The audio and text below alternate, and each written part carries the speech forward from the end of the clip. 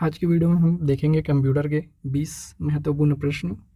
ये हमारा छत्तीसगढ़ व्यापम का कॉमन सिलेबस है कंप्यूटर का। अभी पैटर्न चेंज होने के बाद कुल 10 क्वेश्चन पूछे जाते हैं और उसमें 10 मार्क्स होते हैं। इस वीडियो में मैं दिए गए सिलेबस का सारा टाइप कवर करने का कोशिश किया हूँ, तो आप लोग MCQ लगा कर देखिए। आप लोगों से कितना सोल्व होता है नीचे कॉमेंट कीजिएगा। तो क्वेश्चन देखते हैं। पहला क्वेश्चन, कंप्यूटर सिस्टम को स्विच ऑन करने पर निम्न में से कौन सी मेमोरी सर्वप्रथम क्रियाशील होती है। कंप्यूटर है, उसे हम स्विच ऑन करेंगे तो सबसे पहले कौन सा मेमोरी क्रियाशील होगा, तो इसका आंसर है बायोस। बायोस क्या होता है, व्हाट इज बायोस। यहाँ मैं एक मदरबोर्ड का चित्र ऐड किया हूँ जिसमें एक मेमोरी लगा है। इस चिप में ही सॉफ्टवेयर के रूप में बायोस को इंस्टॉल किया जाता है। जब भी हम कंप्यूटर को ऑन करते हैं तो सबसे पहले बायोस ही रन होता है और इस रन होने की प्रक्रिया को हम बोलते हैं बूटिंग प्रोसेस। बायोस का एक और काम होता है कि यह हार्डवेयर जैसे रैम, कीबोर्ड, हार्ड डिस्क आदि को चेक करता है और इसके चेक करने की प्रक्रिया को हम बोलते हैं पोस्ट, मतलब power on self test. BIOS computer के हार्डवेयर और सॉफ्टवेयर को जोड़ने का कार्य करता है। तो इतने सारे पॉइंट्स हमारे बायोस से रिलेटेड हैं जो बहुत ज़्यादा MP हैं। नेक्स्ट क्वेश्चन, सार्थक डाटा को कहा जाता है। कोई भी सार्थक डाटा उसे हम कहते हैं सूचना। कंप्यूटर की भाषा में उसे हम सूचना कहते हैं।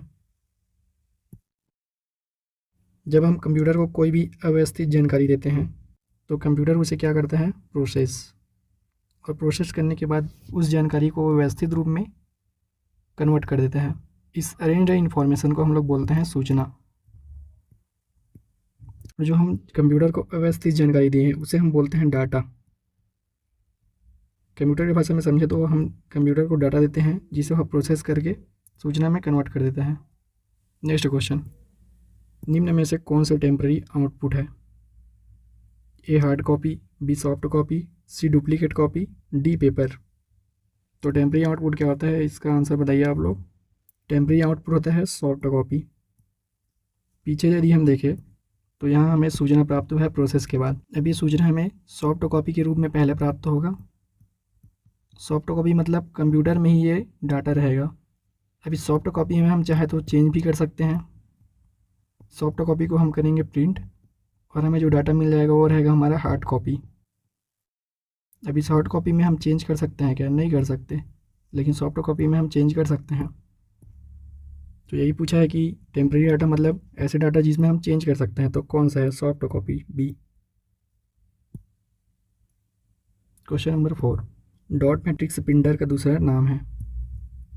डॉट मैट्रिक्स प्रिंटर को और क्या बोलते हैं, तो डॉट मैट्रिक्स प्रिंटर को हम लोग बोलते हैं इम्पैक्ट प्रिंटर।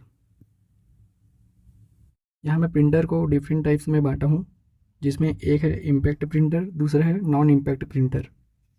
इम्पैक्ट प्रिंटर वे होते हैं जिसमें एक हैमर लगा होता है और ये हैमर जो हमारा पेपर होता है उसमें प्रहार करता है। नॉन इम्पैक्ट प्रिंटर ऐसा होता है जिसमें किसी भी प्रकार का हैमर नहीं होगा। अब हैमर नहीं है तो ये पेपर में भी टच नहीं होगा, मतलब कोई भी इम्पैक्ट नहीं पड़ेगा, लेकिन इसमें इम्पैक्ट हो रहा है। तो इम्पैक्ट प्रिंटर का एग्जांपल है डॉट मैट्रिक्स, लाइन प्रिंटर, और नॉन इम्पैक्ट प्रिंटर का एग्जांपल है laser printer, inkjet printer, thermal printer, normal जो फोटोकॉपी वाला होता है वो प्लॉटर। तो यहाँ हमें पूछा गया था डॉट मैट्रिक्स प्रिंटर का दूसरा नाम है, तो उसका नाम है impact printer. Next question, question number 5, non impact printer print करते हुए खालिस्तान को नहीं छूते हैं। जैसे कि मैं पीछे बताया था कि नॉन इम्पैक्ट प्रिंटर पेपर को नहीं छूते हैं, तो इसका आंसर हो जाएगा D. Next question, question number 6, एक बाइट में कितने बीट्स होते हैं। तो एक बाइट में होता है हमारा 8 बीट्स। एक बाइट बराबर 8 बीट्स होता है। वैसे ही यदि हमें पूछे 1 MB में कितने KB होते हैं, तो 1024 KB होते हैं। और यदि हमें पूछे 1 GB में कितने MB होते हैं, तो 1024 MB होते हैं। अब यदि हमें पूछ दे कि 1 GB में कितने KB होते हैं, तो हम क्या करेंगे, पहले लिखेंगे 1 GB में 1024 MB होते हैं। अब 1 MB में कितने KB होते हैं, तो यहाँ होते हैं 1024 KB। तो इन दोनों को गुना करेंगे, 1024 गुना 1024, इतने KB हमारे 1 GB में होते हैं।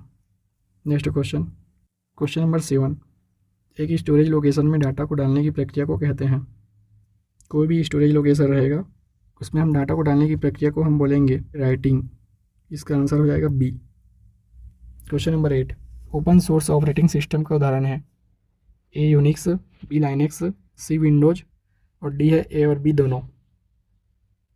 ओपन सोर्स ऑपरेटिंग सिस्टम मतलब कि ऐसे ऑपरेटिंग सिस्टम जिनको यूज करने के लिए हमें पैसे वगैरह नहीं देने पड़ते, तो इसका आंसर होगा डी, क्योंकि विंडोज़ को यूज करने के लिए हमें मनी पे करना होता है, लेकिन यूनिक्स और लाइनेक्स भी यूज करने के लिए हमें किसी प्रकार के पैसे नहीं देने होते।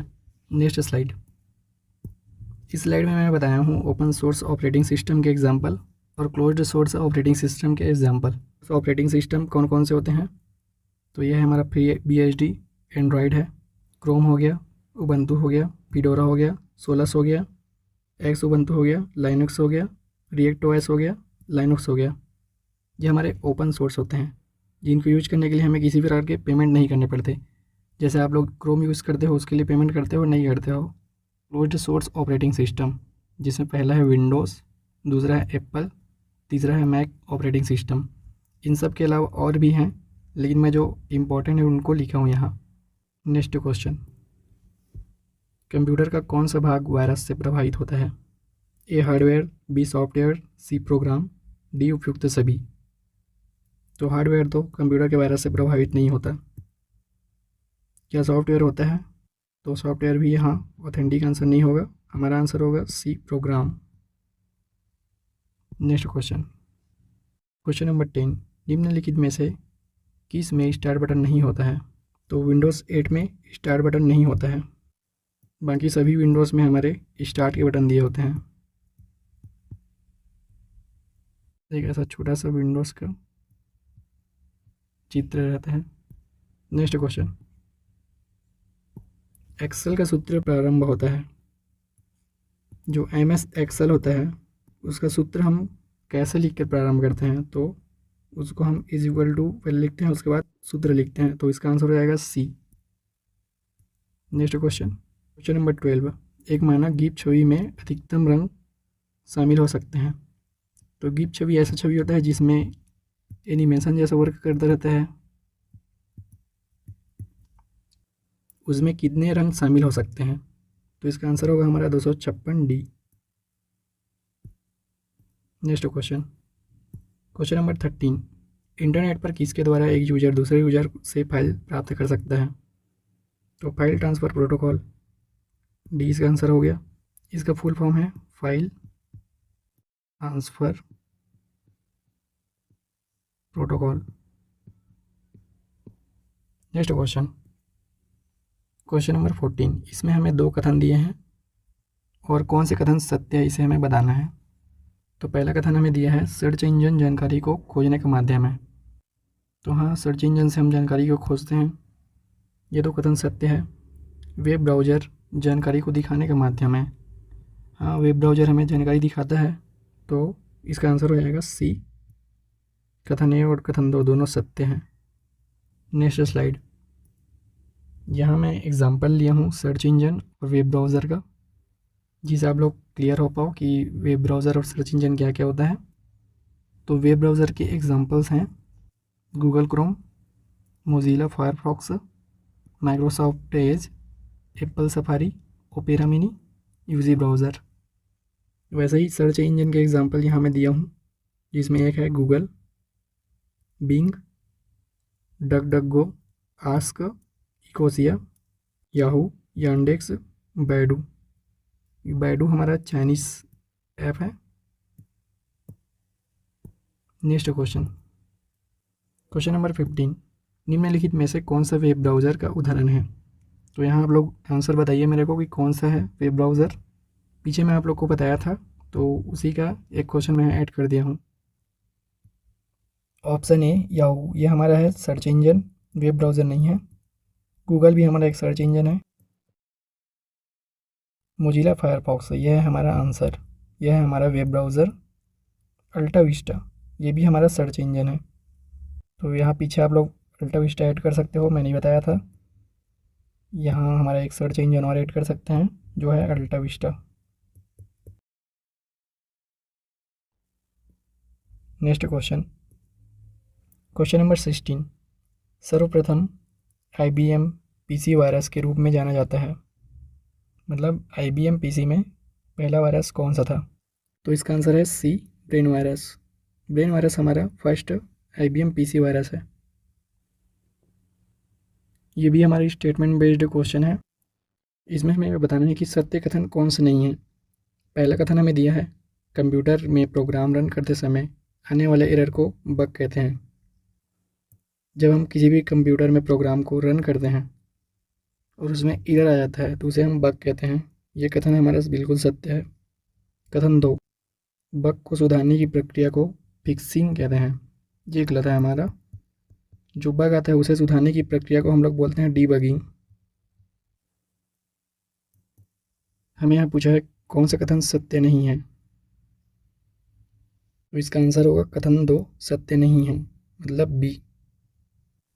Next question, question number 18।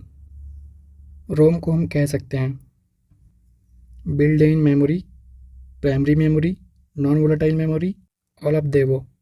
रोम हमारा ऐसा मेमोरी होता है जो कंप्यूटर में पहले से फिट रहता है, तो इसे बिल्ड इन मेमोरी बोल सकते हैं। रोम हमारा प्राइमरी मेमोरी का भी वर्ग करता है और ये नॉन वोलेटाइल भी होता है, तो हमारा आंसर होगा D. Next question, question number 19। ये भी हमारा स्टेटमेंट बेस्ड क्वेश्चन है जिसमें हमें बताना है कि सत्य कथन कौन सा है। कथन नंबर 1 हमें दिया है,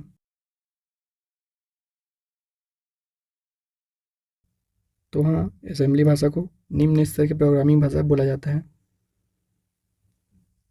कथन 2, असेंबली भाषा को मशीनी भाषा में बदलने के लिए लैंग्वेज ट्रांसलेशन सॉफ्टवेयर का उपयोग होता है। किसी भी भाषा को कंप्यूटर में दूसरे भाषा में कन्वर्ट करना है तो हमें लैंग्वेज ट्रांसलेटर का यूज़ तो करना ही पड़ेगा, तो ये कथन भी हमारा सही है। तो इसका आंसर हो जाएगा सी, कथन 1 व 2 दोनों सत्य हैं। Next question, question number 20। प्रथम पीढ़ी के कंप्यूटर का प्रमुख घटक था, जो प्रथम पीढ़ी का कंप्यूटर था उसमें यूज किया गया था ट्रांजिस्टर का, तो ये हमारा राइट आंसर हो जाएगा। ये एक क्वेश्चन मेरे साइड से आप लोगों के लिए है जिसका आंसर आप लोग कमेंट सेक्शन में बताइएगा। विश्व कंप्यूटर साक्षरता दिवस मनाया जाता है, ए 2 दिसंबर, बी 5 जुलाई, सी 14 नवंबर, डी 1 अगस्त। Comment your answer. तो इस वीडियो में इतना ही था। वीडियो अच्छा लगा तो वीडियो को लाइक कीजिए, चैनल को सब्सक्राइब कीजिए। Thanks for watching.